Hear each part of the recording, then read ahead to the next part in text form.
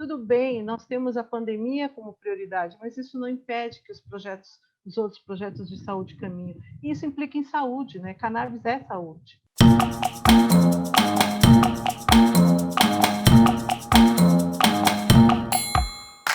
Olá, sejam todos bem-vindos a mais um Conversa de Mercado da FC Pharma. E tratando de um dos projetos paralelos da feira hoje, o WNTC, We Need to Talk About Cannabis. E hoje nós vamos falar um pouquinho mais sobre a importância, e esse grande debate de ter medicamentos à base de cannabis distribuídos pela rede pública de saúde. E a nossa convidada de hoje é a querida Margarete Akemi Kishi. Ela é farmacêutica especialista em cannabis e professora no Mackenzie. Margarete, muito bem-vinda a esse debate. Muito obrigada ao grupo do FCE. Desde que vocês começaram essa discussão, assim, é fantástico, porque o poder de inserção de uma boa informação e com profissionais de ponta é muito importante. Então, muito obrigada pela credibilidade, pelo carinho de sempre, e fantástico. Super parabéns à equipe. Nós que agradecemos a tua presença aqui no Conversa de Mercado e não poderíamos deixar de ter Margarete aqui debatendo cannabis com a gente, né? E a primeira pergunta que eu faço para você é: qual que é a importância da gente ter medicamentos à base de cannabis sendo distribuídos com fácil acesso na rede pública de saúde? Olha, Nádia, até como farmacêutica, mas principalmente como cidadã do mundo, o acesso é a principal palavra minha na área de saúde. Cara, precisa ter acesso a tudo, acesso a medicamento, acesso à educação. Mas falando de saúde e falando de cannabis, quantos seriam beneficiados? Quantos pacientes, familiares e seus cuidadores teriam sua qualidade de vida melhor? Quanto melhoraria e dignificaria o cidadão se esse arsenal terapêutico estivesse à disposição da saúde, seja ela denominada como produtos de cannabis ou medicamentos de cannabis, mas que isto realmente seja garantido dentro da rede pública, que dê acesso à população de alguma forma. Além do que os gastos públicos diminuiriam muito em função do número de judicializações e habeas corpus que são emitidos para essa população tão necessitada. E mais, assegurar produto com qualidade. O SUS não vai colocar dentro do sistema único, não que as outras empresas não coloquem, mas o SUS é fundamental, é onde todo mundo procura o sistema único de saúde. Teríamos ali produto com qualidade e não tanta coisa circulando no mercado. Perfeito. E você falou um pouquinho agora também sobre judicialização. A gente sabe hoje que esses processos de judicialização, eles geram um alto custo para o Estado, né? Sim. Aí, esses processos, eles são tão intensos, eles acontecem porque outras áreas foram ineficientes. Qual que é a tua visão sobre isso? A nossa visão é o seguinte: a insuficiência de tratamento de saúde ofertado pelo governo e a ausência de arsenal terapêutico, uma visão ampla do paciente. Por que eu digo uma visão ampla? Tudo é muito protocolizado, tudo é muito fechadinho nos protocolos antigos. Você não tem a visão da medicina integrativa que hoje o mundo caminha, a visão do paciente como um todo e a junção de todas as áreas, a junção de várias áreas médicas, a junção de vários profissionais de saúde. Isso facilitaria em muito. Uma outra coisa que a gente deve tomar atenção e ficar atento é que, na maioria das vezes, a via de ação judicial ela tem aumentado porque grande parte da população entende que o problema ao acesso ao sistema único se resolve via ação judicial, porque ela não vê outro caminho. Ela não tem informação, ela não tem quem explique, ela não tem acesso. Imagina agora com a pandemia, o volume de pessoas sem atividade. Então, é o único caminho que ela entende. E está aí no dever do Estado garantir a saúde da população. Por isso que o problema de saúde acabam sendo resolvidos pelo sistema de judicialização, o que enfraquece a política pública. As pessoas acham que isso é legal, não é legal. Isso faz com que a política pública e a política de saúde seja mais fraca. A interferência do judiciário na questão da saúde causa desorganização no sistema político, em toda a coletividade, na equidade, na universalidade do que preconiza o SUS.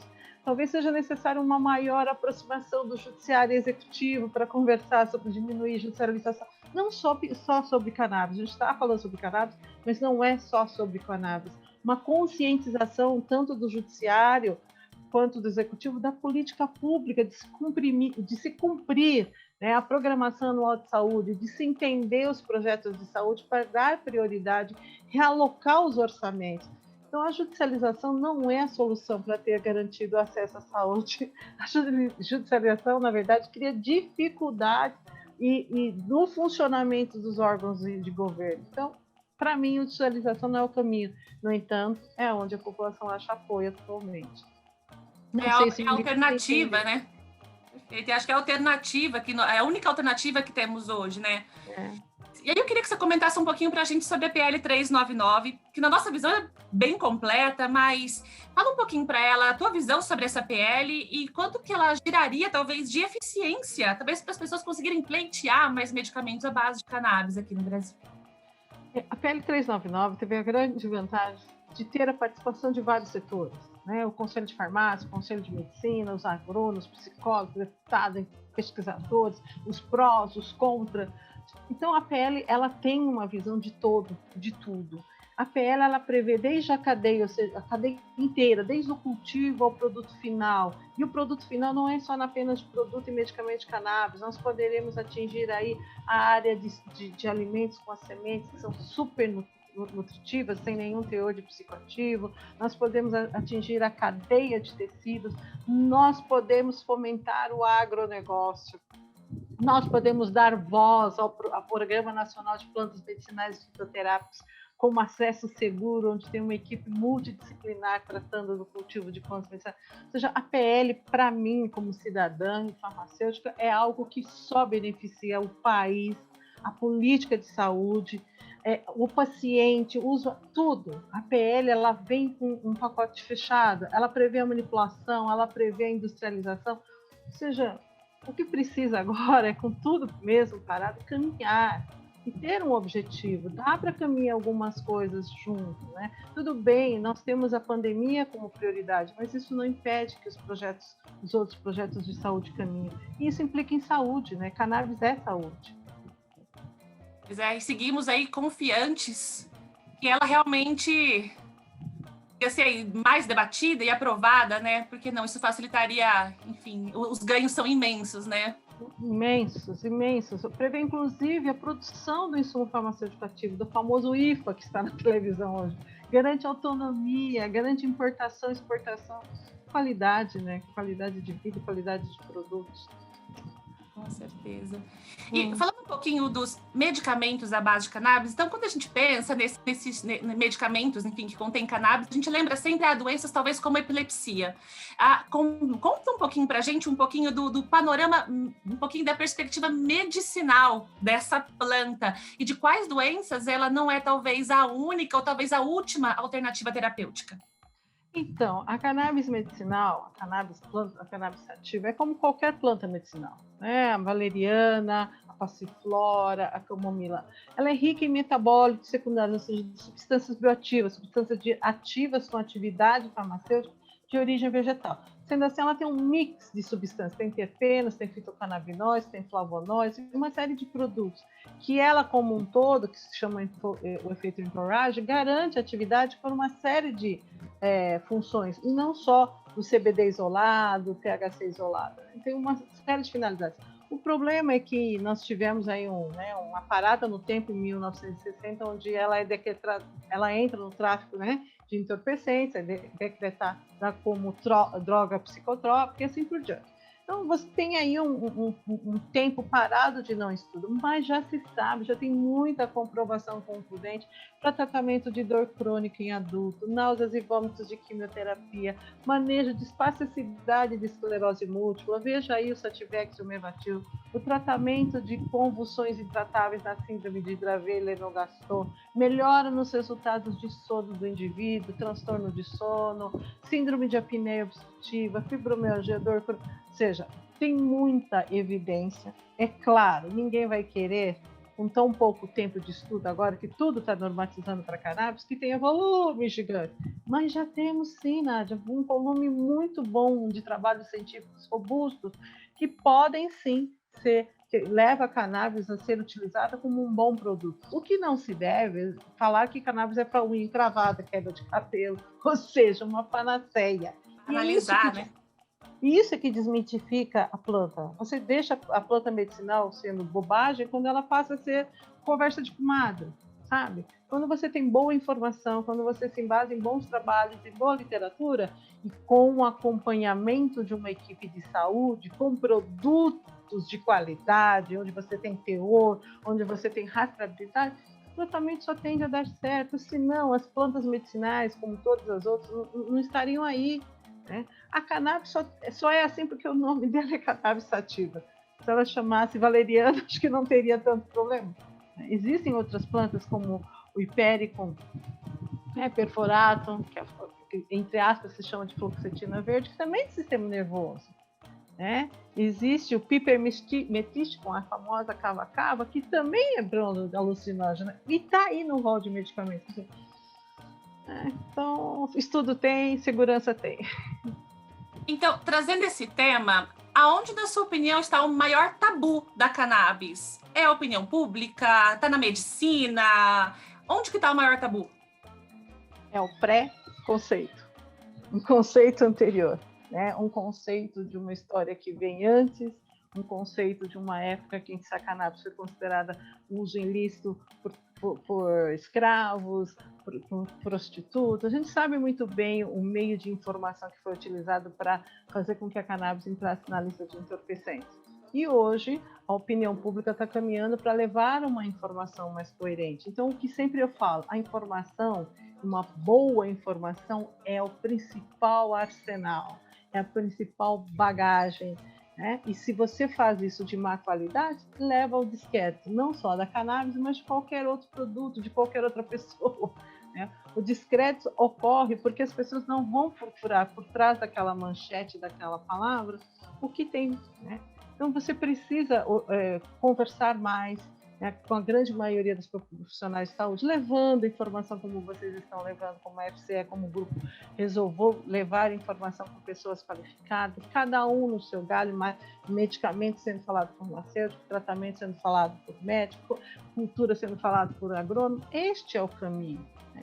E isso seria o maior benefício se as pessoas, o governo em si, conversassem com pessoas sem pré-conceitos, sem definições anteriores, sem apologias anteriores, tudo iria caminhar melhor. Né? Você veja, não sei se você sabe, por exemplo, que se utiliza muita planta medicinal, como a camomila, e a camomila ela não pode ser utilizada com anticoagulante, com barbitúris, com álcool, ela diminui a absorção de ferro. E aí? Então, uma coisa é o uso tradicional, outra coisa é o uso médico. A cannabis é a mesma coisa, a única diferença é que a cannabis tem um efeito, né, no sistema nervoso central muito maior que a própria camomila. Então, falta de conhecimento, porque não é só a cannabis que sobe esse preconceito, viu, com relação à planta medicinal nesse país. Muita gente tem preconceito à planta medicinal fitoterápica por falta de conhecimento, Nádia. E que caminhos e oportunidades você vê aí para esses medicamentos ou diversas soluções aí que a gente tem, que a cannabis, que a planta, né, pode oferecer para a gente, para o nosso mercado, né, economia, enfim, para tudo? Para minha pessoa, né, para pessoa que fala aqui como cidadão de novo, que eu falo que antes de ser professora, antes de ser farmacêutica, eu sou uma cidadã do mundo, desse universo, né, e mãe, e filha, né?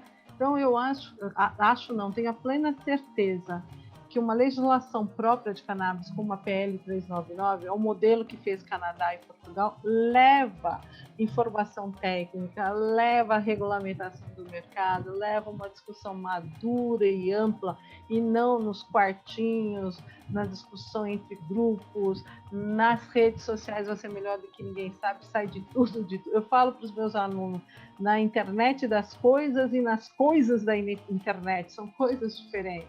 Então, assim, o caminho, o Brasil tem uma grande oportunidade de negócio, o Brasil tem uma grande oportunidade para o tratamento, o Brasil pode ser autônomo na produção, o Brasil pode importar e exportar em vários setores, fortalecer a agricultura familiar, que é o berço desse país, é a agricultura, mas fortalecer os pequenos agricultores familiares e não os grandes conglomerados de fazenda. E isso existe muito, esses modelos na planta medicinal. Então, para mim, o mercado é muito promissor. Para a nossa pessoa, o mercado é extremamente promissor em todos os sentidos, mas principalmente na qualidade de vida e na garantia de produtos seguros e acesso. Eu não me incomodo com nada, desde que a população tenha acesso e com qualidade. Não adianta ter acesso com produtos de quinta ou acesso com produtos que a maioria da população não tem por poder financeiro. Perfeito. Margarete, que prazer ter recebido você aqui. E eu gostaria de abrir o microfone para você, para suas últimas considerações, ou algum ponto que nós não tratamos aqui na entrevista e você gostaria de comentar. Fique à vontade.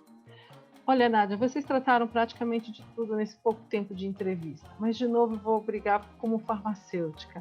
Precisamos considerar a entrada de matéria-prima com qualidade, então ter controle de qualidade, ter dosagem, ter acompanhamento. É importante também, mesmo os produtos que entram pela importação, pelo uso compassivo, né, pela RDC 335, que é a importação direta do paciente, que esse paciente tenha um produto com qualidade, que eu saiba efetivamente a procedência e se isso tem os níveis de CBD e THC necessários para aquele tratamento, porque nós já sabemos, nós profissionais de saúde, que em algumas patologias precisamos sim de THC, então o THC não é o grande vilão, não.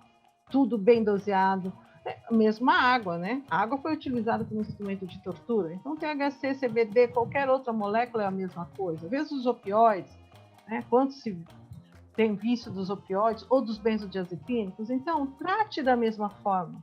Isso é uma planta medicinal, isso é um medicamento. Trate com qualidade. Nós temos hoje uma agência, uma Anvisa para fiscalizar isso. Nós temos hoje laboratórios para analisar isso. Eu tenho uma universidade para analisar isso. Então vamos trabalhar dessa forma, com qualidade, sempre pensando no acesso. Também não adianta você ter medicamento de primeira linha que vai desmatar a floresta inteira, ou que vai chegar a um preço que ninguém tem acesso. Então essas são as minhas considerações. De novo, parabéns por vocês terem acreditado na cannabis e ter dado esse espaço para a cannabis. Um espaço sério, um espaço efetivo, um espaço onde a gente pode discutir de forma clara e de forma coerente. Muito obrigada. Margarete, nós que agradecemos pela tua presença, por tê-la aqui em mais um Conversa de Mercado. E vocês que estão nos acompanhando, continuem seguindo Conversa de Mercado. Muito mais discussões sobre cannabis e em outros temas aí da indústria farmacêutica para vocês. Um grande abraço e até o próximo.